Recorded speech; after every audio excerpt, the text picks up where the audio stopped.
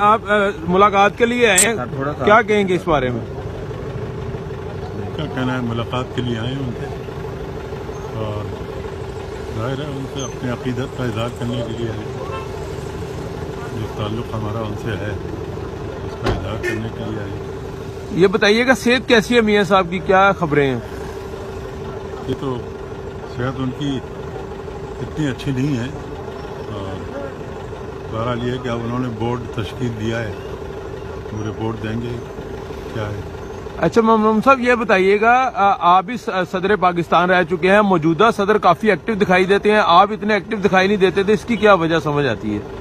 میں بہت ایکٹیو تھا، لیکن میں کوئی اس کے اپنی شہرت وہرت کے لیے نہیں کرتا تھا، میرے خیال سے میں بہت ایکٹیو تھا۔ کوئی خاص کام اس قوم کے لیے آپ نے کیا ہو جو بتانا چاہتے ہو؟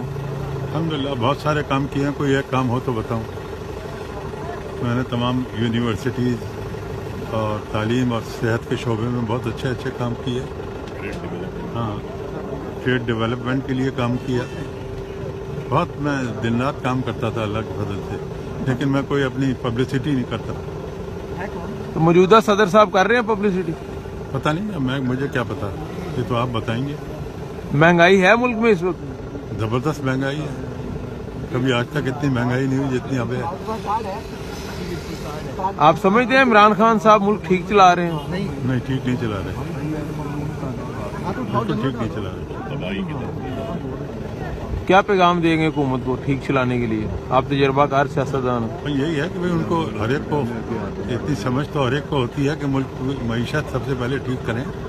غریب آدمی کا بڑا ہو گیا ہے، غریب آدمی پریشان ہو گیا ہے، غریب آدمیوں کے لیے کچھ کام کریں، ورنہ یہ کہ یہ تو بہت پریشانی میں آ جائیں گی پبلک جو ہے، کتنے لاکھوں لوگوں کو بے روزگار کر دیا ہے۔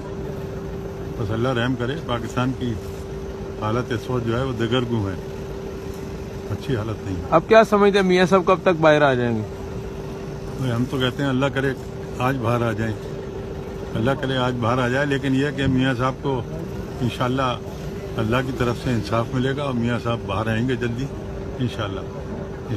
بہت شکریہ۔